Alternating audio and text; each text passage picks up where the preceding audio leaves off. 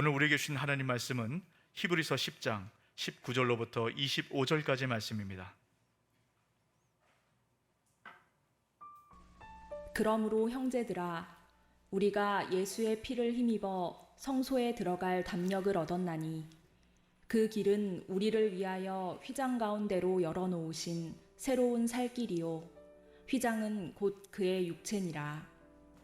또 하나님의 집 다스리는 큰 제사장이 계시매 우리가 마음의 뿌림을 받아 악한 양심으로부터 벗어나고 몸은 맑은 물로 씻음을 받았으니 참 마음과 온전한 믿음으로 하나님께 나아가자. 또 약속하신 이는 미쁘시니 우리가 믿는 도리의 소망을 움직이지 말며 굳게 잡고 서로 돌아보아 사랑과 선행을 격려하며 모이기를 패하는 어떤 사람들의 습관과 같이 하지 말고 오직 권하여 그날이 가까움을 볼수록 더욱 그리하자. 아멘. 아멘. 우리 앞시자로 인사할까요? 잘 오셨습니다. 사랑하고 축복합니다. 네, 우리 한 번 더 인사하겠습니다. 우리 FT 합시다. 네, 여러분 FT 잘 하고 계시죠? 네, 그 FT 이 시간을 통해서 하나님 우리에게 주신 그 은혜가 우리에게뿐만 아니라 우리 자녀들에게 또 영적 자녀들에게 흘려보내고 전할 때 그 풍성한 은혜가 우리 가운데 있습니다. 이런 그 은혜를 좀 마음껏 경험하시고 좀 누렸으면 좋겠어요. 자, 우리가 이제 계속해서 히브리서 말씀 함께 나누고 있습니다. 자, 그럼 히브리서 어떻습니까? 조금 어렵긴 한데요, 이 안에 담겨진 은혜는 다른 어떤 성경에서 찾아볼 수 없을 만큼 정말 놀랍고 깊고 심오한 그런 은혜가 있습니다. 특별히 오늘 말씀이 중요해요. 제가 매주 말씀 중요하다고 하는데 정말 오늘 말씀 중요합니다. 왜 그러냐면 히브리서의 전환점이 되는 말씀이 오늘 본문이기 때문이에요. 자, 오늘 히브리서의 전환점이 되는 말씀이기 때문에 히브리서가 전체에 어떤 구조로 되어 있는가 먼저 간단하게 살펴보고 오늘 말씀을 함께 나누었으면 좋겠는데요. 자, 여러분 그 앞에 표를 보시면 히브리서는 두 부분으로 나눌 수 있습니다. 1장 1절부터 10장 18절까지. 이 주제는 이겁니다. 예수 그리스도의 탁월하심. 예수님이 얼마나 탁월하신 분인가, 그 얘기를 계속 하고 있어요. 그리고 10장 19절부터 마지막 13장 25절까지의 말씀, 이 말씀의 내용은 뭐냐면 탁월하신 예수 그리스도를 따라가는 삶이 뭔가, 예수님 믿는 사람은 바로 이 삶을 살아야 된다, 이 얘기를 하고 있습니다. 자, 오늘 우리가 이제 19절부터 예수 그리스도를 따라가는 삶에 대해서 우리가 나누게 될 텐데요, 그러려면 예수님이 얼마나 탁월하셨는가, 어떻게 탁월하셨는가, 이 내용을 간단하게 정리를 해볼 필요가 있습니다. 여기 보시면 여러 대상들을 놓고 예수님과 비교를 합니다. 가장 첫 번째 비교 대상이 천사였어요. 천사는 천상적 존재 아닙니까? 이 천사보다 예수님이 더 뛰어나시다, 이 말씀을 합니다. 여러분, 이렇게 각 대상을 비교하는 이유가 있어요. 오늘도 이제 이 천사를 비교하는 짧은 이유가 나올 텐데요, 여러분 왜 이 사람들을 비교하는가, 이것도 좀 주목해서 보실 필요가 있습니다. 자, 두 번째는 모세를 비교합니다.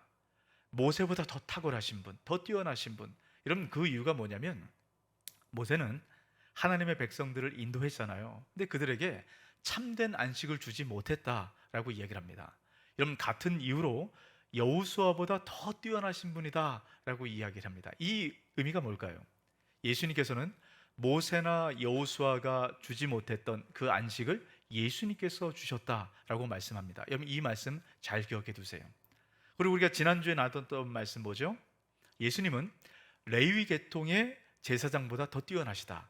그래서 멜기세덱 계통의 제사장이다. 우리가 지난주에 함께 나누었죠. 그리고 이제 나눴던 내용이 뭐냐면 첫 언약과 새 언약을 비교합니다. 그럼 첫 언약의 핵심은 뭐냐면 첫 언약의 핵심은 제사, 성전, 또 제사장, 뭐 이런 내용들이 있어요. 근데 이 첫 언약에 나왔던 성전이나 제사나 제사장, 이 모든 것은요 새 언약의 그림자다라고 얘기를 합니다. 그러니까 이 첫 언약에 있는 이 그림자를 통해서 진짜 모습을 봐야 된다라고 얘기를 하는 거예요.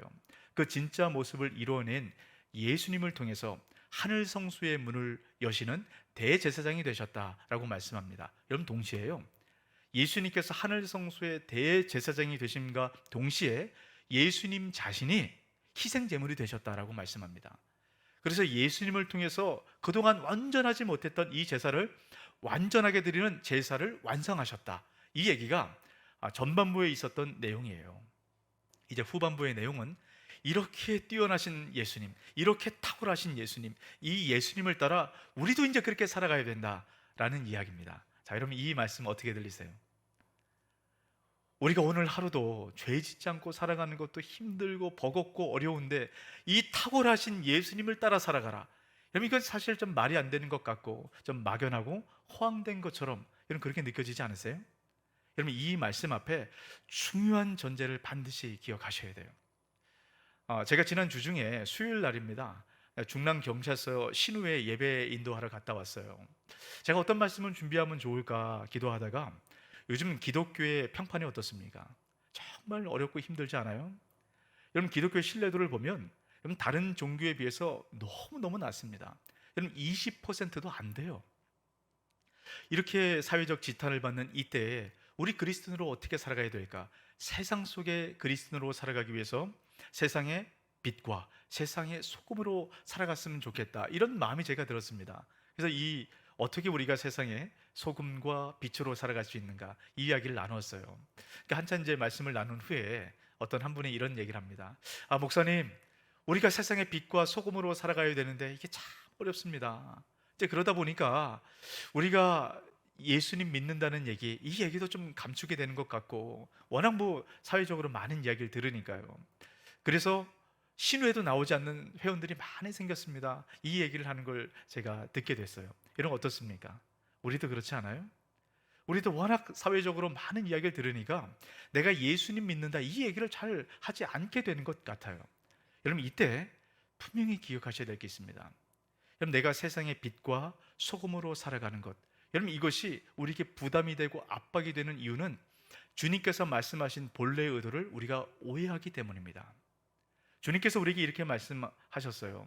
너희는 세상의 소금이 되라, 너희는 세상의 빛이 되라 라고 말씀하지 않았습니다. 주님은 너희는 이미 세상의 소금이다, 너희는 이미 세상의 빛이다 라고 말씀하셨다는 겁니다. 여러분 이 중요한 전제를 반드시 기억하셔야 돼요. 제가 지난주에 그런 말씀 드렸습니다. 우리는 질그릇과 같아요. 이 질그릇 안에 보배이신 예수 그리스도가 담겨졌습니다. 여러분 그릇의 역할은 뭡니까? 그릇은 운반하는 역할을 하는 겁니다. 그릇이 뭔가 대단하고 그릇이 뭔가 드러내는 역할을 하는 게 아니에요. 그릇은 보배이신 예수 그리스도를 운반하는 거예요. 그래서 우리가 거한 모든 것마다 우리 안에 담겨진 예수 그리스도를 온전히 드러내는 역할, 이 역할을 하는 것이 우리 그리스도인들의 삶입니다. 여러분 이 중요한 전제를 놓치지 마세요. 우리가 세상의 빛과 소금으로 살아간다? 안 됩니다. 어느 누구도 안 돼요. 단지 우리 안에 있는 소금과 빛인 예수 그리스도를 드러내는 것, 그게 우리의 역할입니다. 여러분 오늘 말씀도 마찬가지입니다. 주님께서 그 탁월하신 예수 그리스도로 따라가라 라고 말씀하셨죠. 우리 힘으로는 안 됩니다. 근데 어떻게 따라가라고 말씀합니까? 이미 따라갈 수 있는 길을 열어두셨다라는 거예요. 우리가 그것을 주목해 봐야 됩니다. 그 말씀이 오늘 19절, 20절을 통해서 말씀을 합니다. 그러므로 형제들아, 우리가 예수의 피를 힘입어 성소에 들어갈 담력을 얻었나니 그 길은 우리를 위하여 휘장 가운데로 열어놓으신 새로운 살 길이요, 휘장은 곧 그의 육체니라. 여러분 예수 그리스도를 통해서 하나님 앞에 나갈 수 있는 그 길을 열어두셨다라고 말씀을 합니다. 여러분 이 말씀은 인류의 역사를 완전히 바꿔놓은 중요한 전환점이 됩니다. 이 말씀을 통해서 인류 역사가 완전히 바뀌었어요. 여러분 우리 사람은 늘 불안하고 근심하고 걱정하고 염려하는 이런 불행의 삶을 살아갑니다. 왜 그럴까요? 에덴 동산에서 쫓겨난 이후부터 우리 모든 사람들에겐 불행이 찾아왔어요. 여러분 에덴 동산은 하나님께서 계시는 곳 아닙니까? 다시 말하면 하나님으로부터 떨어진 순간, 하나님으로부터 멀어진 순간, 여러분 이 세상에 불행이 찾아온 겁니다. 그러면 이 불행을 해결할 방법이 뭘까요? 하나님을 만나는 거예요. 하나님 앞에 가는 겁니다. 그러면 어떻게 우리가, 죄가 있는 우리가 하나님 앞에 갈 수 있습니까? 여러분 이 세상에 죄가 있는 우리가 하나님 앞에 갈 수 있도록 만들어주신 이런 유일한 방법이 바로 성전이에요.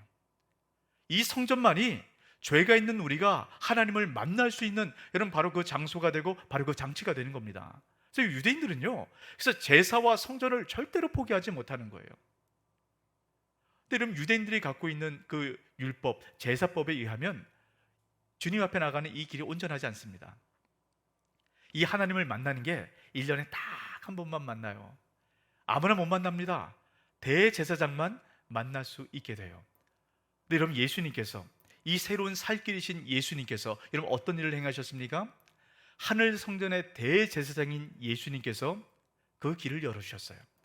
예수님 믿는 모든 사람이 어느 누구나 언제든지 하나님 앞에 나아갈 수 있는 여러분 길을 열어주셨다는 겁니다. 여러분 이 말씀이 놀랍지 않으세요? 여러분 표정 보니까 별로 놀랍지 않은 것 같으세요? 여러분 사실 이 말씀을 들으면 우리가 감격하고 놀라고 여러분 환호해야 되는 말씀이에요. 여러분 이 말씀의 의미가 얼마나 놀라운가, 말씀의 의미를 알면 우리가 놀라지 않을 수가 없습니다. 이 말씀 가운데 담겨진 정말 그 깊은 의미, 이거를 알 수 있기 위해서는 20절 말씀을 여러분 잘 보셔야 돼요. 자, 20절 말씀 다시 한번 보시기 바랍니다. 그 길은 우리를 위하여 휘장 가운데로 열어놓으신 새로운 살 길이요, 휘장은 곧 그의 육체니라. 여러분 이 말씀이 잘 이해가 안 되시죠? 자, 주님께서 하나님 앞으로 나아갈 길을 열어주셨대요. 어떤 사이로요? 휘장 사이로. 자, 그러면 여러분 휘장이 뭔지 좀 아셔야 되겠죠? 그림을 한번 보도록 할까요? 자, 여러분 이거는 이 성소와 지성소에 대한 이 모형입니다. 제사장이 하나님 앞에 나아갈 때 먼저 성소를 통과하게 돼요. 이 성소는 제사장이 누구나 들어갈 수 있습니다. 매일 들어갈 수 있는 곳이 성소예요. 근데 이 성소는 하나님이 계신 곳이 아닙니다. 이 성소를 지나서 지성소로 들어갈 때 하나님 임재를 경험할 수 있고 하나님 만날 수 있어요. 자, 그런데 성소와 지성소 이 사이에 가로막혀 있는 것, 이 막, 이게 바로 휘장입니다. 지성소로 들어가기 위해서는 반드시 이 휘장 사이로 지나서 하나님 계신 지성소로 들어갈 수 있게 돼요.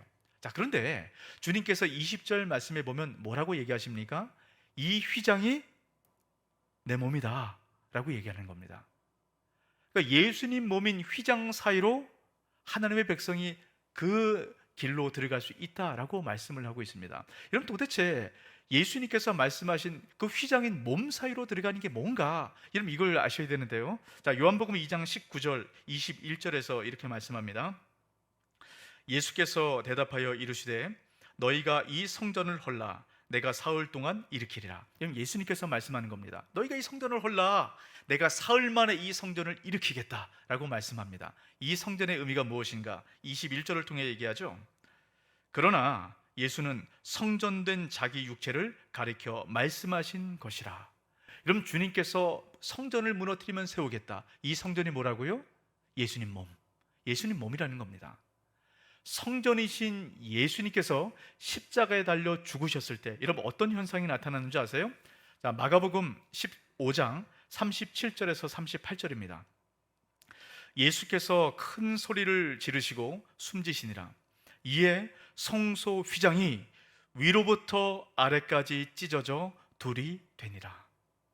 성전이신 예수님께서 죽으시는 순간 여러분 휘장이요 위로부터 아래까지 찢어졌대요. 여러분 이 휘장은 우연히 찢어질 수 있는 물건이 아닙니다. 이 휘장의 두께는요 9cm가 넘는데요. 그리고 이 실들을 꼬아서 만들어 놨기 때문에 여러분 칼로 찍어서 이 휘장은 찢을 수 있는 게 아닙니다. 휘장에 대한 이런 얘기가 있어요. 어떤 사람들이 이 휘장이 얼마나 강한가 알아보기 위해서 휘장을 찢어보려고 이 황소를 양쪽에 두고요 이 휘장에 묶어놓고 황소 2마리가 땡겼다라는 거예요. 근데 이 황소 힘이 얼마나 셉니까? 웬만한 건 다 찢어지잖아요. 근데 이 휘장이 찢어지지 않았다라는 거예요. 그만큼 든든하고 그만큼 질긴, 여러분 이게 휘장입니다. 근데 이 휘장이 위에서부터 아래로 찢어졌대요. 우연히 찢어졌을까요? 그럴 리가 없습니다. 그럼 누가 찢었을까요? 하나님께서 찢으신 거예요. 여러분 왜 하나님께서 이 휘장을 찢으셨을까요? 새로운 살 길을 내기 위해서. 여러분 에덴 동산 밖에 살아가는 모든 사람들은 결국 죽을 수밖에 없습니다. 여러분 주님께서 그 몸인 휘장을 찢음으로 그 사이로 들어오는 모든 사람은 살 수 있는 길을 내신 겁니다. 여러분 바로 이 길이 생명의 길이고 소망의 길입니다. 예수 있는 모든 사람들은 이 길 위에 올라가게 돼요. 저와 여러분 모두가 이 길 위에 있다라는 걸 믿으시길 주 이름으로 축복합니다. 여러분 이게 얼마나 중요한지 모릅니다. 여러분 이 길이 어디로 연결되어 있는 줄 아세요? 오늘 말씀의 핵심은 여기 있어요. 자, 여러분 히브리서 말씀을 지금까지 묵상하셨던 분들은 구약 성경에 나오는 이 성전이 모형이다, 그림자다, 이 말씀이 계속 반복되는 걸 여러분 보셨을 겁니다. 여러분 모형이다, 그림자다라는 것은 진짜가 따로 있다라는 거죠. 그러면 구약 성경에 나오는 이 성전의 진짜 원형, 이 원형이 뭘까요? 성전에 관련된 여러 가지 내용을 보면 구약 성경에 나오는 성전이 가리키는 한 대상이 있습니다. 그건 뭐냐면 에덴 동산이에요. 에덴 동산이 구약 성경이 얘기하는 성전의 원형이라는 겁니다. 여러분 에덴 동산이 첫 번째 성전이에요. 이 첫 번째 성전인 에덴 동산을 본따서 구약 성경에 나오는 성전이 지어졌다라는 겁니다. 여러분 여러 가지 이유를 통해서 연결시키는 것이 굉장히 많습니다. 여러분 그것을 하나하나 살펴보면 좋겠지만 오늘은 그럴 수가 없어서 한 가지만 얘기해 볼게요. 우리가 이제 휘장에 대해서 이야기를 하고 있지 않습니까? 성전에 있는 이 휘장이 어떻게 에덴 동산과 연결이 되는가, 여러분 이걸 잘 보시기 바랍니다. 그림을 다시 한번 볼까요? 자, 여러분 이 성소와 지성소를 연결하는 것이 휘장이다라고 제가 말씀을 드렸어요. 자, 여러분 이 휘장 안에 그림이 새겨져 있죠. 이 그림이 어떤 그림처럼 보이십니까? 이 그림은 새가 아닙니다. 천사예요, 천사. 성경은 그룹이라고 얘기를 하죠. 자, 여러분 성소와 지성소 사이에 이 그룹 모양이 새겨져 있는 휘장이 가로막혀져 있는 겁니다. 여러분 하나님의 임재가 있는 지성소, 하나님의 임재가 있는 그 모든 곳은 여러분 요한계시록도 마찬가지예요. 늘 천사들이 그 앞에 호위하고 가로막고 있어요. 여러분 이게 도대체 의미하는 게 뭘까? 여러분 성전의 원형은 에덴 동산이라고 말씀을 드렸어요. 이것을 에덴 동산과 연결해 봤을 때 이 말씀으로 연결할 수 있습니다. 창세기 3장 24절이에요. 이같이 하나님이 그 사람을 쫓아내시고 에덴 동산 동쪽에 그룹들과 두루 도는 불칼을 두어 생명나무의 길을 지키게 하시니라. 여러분 하나님께서 아담과 하와가 범죄했을 때 에덴 동산에서 쫓아내셨습니다. 그리고 다시금 하나님의 임재가 있는 에덴 동산으로 들어오지 못하도록 그 앞을 그룹들, 천사들을 얘기하죠. 천사들과 불칼을 들고 지키게 하셨어요. 여러분 그 이유가 뭡니까? 성경이 이렇게 얘기합니다. 생명나무의 열매를 먹고 영원히 죽지 않도록 하나님께서 그 길을 지키셨다라는 거예요. 여러분 그 사이로 들어올 때는 이 천사들이 들고 있는 불칼에 찢겨 죽을 수밖에 없는 겁니다. 그래서 죄가 있는 사람은 어느 누구도 그 사이로 들어올 수가 없어요. 근데 하나님께서는 아담과 하와가 에덴 동산에서 쫓겨난 그 이후로부터 다시금 아담의 후손을 에덴 동산으로 돌아올 수 있도록 오랫동안 준비를 하기 시작합니다. 에덴 동산의 모형인 성전을 통해서 하나님을 만날 수 있도록 하는 거예요. 온전한 만남은 아니지만 하나님의 만남을 통해서 이들이 궁극적으로 돌아야 될 곳 에덴 동산이 어떤 곳인가 늘 기억하고 떠올리고 그 에덴 동산을 사모하도록 성전의 모형을 하나님께서 허락하셨다라고 말씀을 합니다. 이 오랫동안 준비한 이 하나님의 계획을 예수 그리스도를 통해서 이루십니다. 어떻게 이룬지 아세요? 이 세상의 모든 죄, 아담으로부터 시작한 모든 죄를 예수 그리스도가 짊어지십니다. 그리고 예수 그리스도가 에덴 동산으로 들어가세요. 그때 죄가 있었던 예수님께서 천사들이 휘두르는 불칼에 위로부터 아래까지 몸이 찢어지십니다. 그리고 그 사이길로 낸 이 길을 통해서 모든 예수님을 따르는 사람이 들어갈 수 있도록 길을 내셨다라는 거예요. 여러분 이게 오랫동안 준비했던 하나님의 길입니다. 그 백성들을 살 수 있도록 만들어진 그 길이에요. 여러분 이 성전의 그 모든 모형들을 통해서 이 하나님 앞에 그렇게 이끌림 받을 수 있도록 주님께서 이 성전을 통해서 끊임없이 말씀을 하셨던 바로 그 길입니다. 여러분 이 길은요 새 길이에요. 오래된 길이긴 하지만 동시에 새 길입니다. 여러분 구약 성경에 나와 있던 이 모형들을 통해서는 여러분 한 번에 해결되지 않습니다. 매년 반복해서 제사를 통해서 그 앞으로 나갈 수 있죠. 여러분 예수님께서 여신 길은 어떻습니까? 단번에 누구든 그 길을 들어갈 수 있도록 예수님 여신 길은 다시금 메워지지 않습니다. 우리가 죄를 지어도 우리가 문제가 있어도 우리가 어떠함에도 다시금 이 길은 막히지 않는 새 길을 주님께서 내셨어요. 여러분, 도대체 왜 하나님께서 하나님의 아들인 예수 그리스도의 몸을 찢으면서 왜 이 길을 내셨을까? 그 이유가 있습니다. 여러분, 하나님께서 이 세상을 창조하셨을 때 아담과 하와만큼은 다른 피조물과 다르게 창조하셨어요. 어떻게 창조하셨습니까? 하나님의 형상대로. 하나님의 형상은 하나님의 자녀란 의미가 있습니다. 여러분, 하나님께서 아담과 하와를 창조하셨을 때 하나님께서 아버지가 되시고 아담과 하와는 하나님의 자녀로 만드신 거예요. 아버지와 함께하는 이 에덴 동산에는요, 어떤 근심과 걱정과 눈물과 아픔과 그 어떤 어려움도 없는 완전한 만족, 샬롬이 있는 바로 그런 안식의 공간이 에덴 동산입니다. 여러분, 하나님께서 그곳에 함께 하실 때 그 모든 것을 하나님께서 책임지신다, 이것을 보여주고 있는 거예요. 이 구약에 나와 있는 이 모든 모형들은 바로 이것을 가리키고 있습니다. 여러분, 하나님께서 함께 하신다는 것은 하나님께서 책임지신다는 것을 의미합니다. 아버지께서 책임지신다는 거예요. 여러분, 하나님께서 오래된 길을 준비하면서 아브라함을 부르셨습니다. 그리고 아브라함의 후손들을 통해서 첫 언약 백성인 이스라엘 백성들을 부르셨어요. 여러분, 아브라함으로부터 시작해서 첫 언약 백성인 이스라엘 백성들 가운데 공통적으로 하나님께서 계속 약속하셨던 한 가지 축복이 있습니다. 여러분, 다른 모든 축복을 이 한 가지 축복으로 요약할 수 있어요. 이 축복은 무엇이냐면, 내가 너와 함께 하겠다. 내가 너를 떠나지 않겠다. 어디로 가든 내가 너와 함께 하겠다. 이 축복의 의미는 뭐냐면, 하나님께서 아버지로서 내가 너 책임지겠다 라고 말씀하는 겁니다. 그 아버지께서 다시금 그 에덴 동산에서 함께 했었던 그 완전한 안식의 상태로 하나님께서 이끄시겠다, 바로 이 약속이 담겨져 있는 말씀이에요. 새로운 살 길이신 예수 그리스도를 통해서 여신 바로 이 길을 통해서 우리가 참된 안식이 있는 그 에덴 동산의 그 기쁨과 감격과 그 하나님께서 함께 하시는 은혜로 돌아갈 수 있다라고 말씀을 하고 있는 겁니다.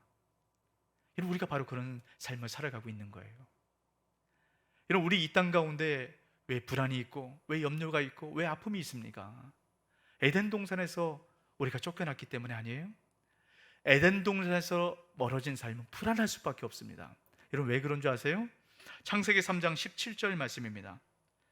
아담에게 이르시되 내가 내 아내의 말을 듣고 내가 내게 먹지 말라 한 나무의 열매를 먹었은즉 땅은 너로 말미암아 저주를 받고 너는 내 평생에 수고하여야 그 소산을 먹으리라. 여러분, 아담으로 말미암아 땅에 저주가 임했습니다. 그래서 수고하여야 겨우겨우 생존을 위한 소산을 얻을 수 있다라고 얘기를 합니다. 여러분, 이 아담으로부터 시작해서 모든 아담의 후손들은 바로 이런 삶을 살아갈 수밖에 없어요. 그래서 늘 생존을 위해서 불안합니다. 이게 아담적 자아예요. 이 아담적 자아를 갖고 있는 모든 사람들은 내 스스로 생존하기 위해서 그렇게 살아갑니다. 그러니까 늘 불안한 거예요. 내가 내 인생을 책임져야 되니까요. 이것이 에덴 동산을 떠난 사람들의 바로 그 모습입니다. 여러분, 에덴 동산을 떠난 사람들은 내가 내 인생을 책임져야 되기 때문에 늘 불안하고 두렵고 그래서 계속 채우려는 삶을 살아갑니다. 여러분, 이 사람들은요, 다른 사람들에게 관심을 가질 수가 없어요. 늘 자기 중심적입니다. 나만 알아요. 당연한 것 아니겠어요? 아무리 채워도 만족이 없거든요. 모든 안식을 잃어버렸기 때문입니다. 여러분, 우리 안에도 이런 아담적 자아가 있다는 것을 반드시 기억하세요. 여러분, 우리가 예배드리는 이 공간, 안식의 공간 아닙니까? 근데 이 공간 안에서도요, 우리가 앞으로 어떻게 생존할까? 내가 어떻게 살아갈까? 여러분, 이 염려 가운데 있으면 그 불안 안에 안식이 깨어져 버립니다. 여러분, 내 안에 하나님께서 나와 함께 하신다라는 이 믿음이 사라지는 순간 늘 불안한 거예요. 건강의 문제 어떻게 하지? 우리 자녀의 문제 어떻게 하지? 늘 불안하고 늘 두렵고 늘 염려 가운데 살아갑니다. 이것은 우리 안에 남아있는 여전한 아담적 자아 때문입니다. 이것을 해결해야 돼요. 이 불안이 있을 때마다 끊임없이 우리는 새로운 살 길이신 예수 그리스도를 기억하는 겁니다. 우리가 그 안에 있고 우리가 그 길을 걸어간다는 것을 끊임없이 기억하고 끊임없이 떠올려야만 우리 안에 있었던 모든 불안이 사라지고 주님께서 우리 아버지 되심이 믿어지는 거예요. 여러분, 새로운 살 길이신 예수님께서 우리 가운데 열어놓으신 여러분 그 길이 무엇인지 아십니까? 마태복음 6장 25절에서 26절입니다. 같이 한번 읽습니다. 그러므로 내가 너희에게 이르노니 목숨을 위하여 무엇을 먹을까 무엇을 마실까 몸을 위하여 무엇을 입을까 염려하지 말라. 목숨이 음식보다 중하지 아니하며 몸이 의복보다 중하지 아니하냐. 공중의 새를 보라. 심지도 않고 거두지도 않고 창고에 모아 들이지도 아니하되 너희 하늘 아버지께서 기르시나니 너희는 이것들보다 귀하지 아니하냐. 아멘. 뭐라고 말씀합니까? 이 세상의 모든 만물들 하나님께서 다 먹이시고 입히시지 않느냐. 하물며 너희가 보냐. 우리는 하나님의 형상, 하나님의 자녀를 지음받지 않았습니까? 그 하늘 아버지께서 너희를 지키시지 않겠냐. 다른 피조물도 하나님께서 이렇게 책임지는데 자녀인 너희를 왜 책임지지 않겠느냐 말씀하시는 거예요.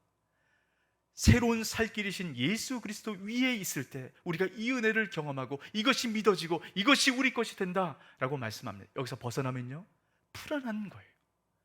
우리 안에 있는 이 아담적 자아로 인해서 늘 불안하고 늘 스스로 내가 챙기려고 하는 겁니다. 하나님께서 내 아버지 대신 믿어지지 않는 거예요. 머리로는 알지만 멀리 계신 하나님처럼 느껴지는 겁니다. 새로운 살길 위에 올라갈 때 그 은혜가 내 것이 되는 겁니다.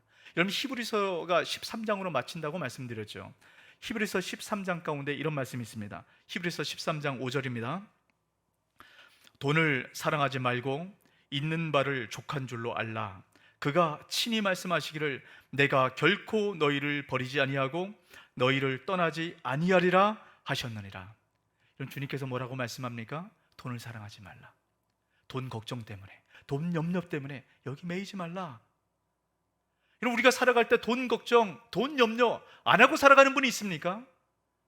늘 이것 때문에 우리가 문제가 있잖아요. 그럼 이것은 아담적 자아를 갖고 있는 모든 사람들이 경험하는 거예요.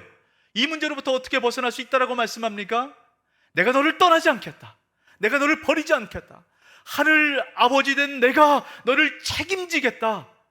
이게 믿어져야 돈을 사랑하지 않고 돈 염려로부터 벗어날 수 있다라고 말씀을 합니다. 여러분, 늘 우리 안엔 이 아담적 자아로 말미암아 염려하고 불안하는 삶을 살아갈 수밖에 없어요.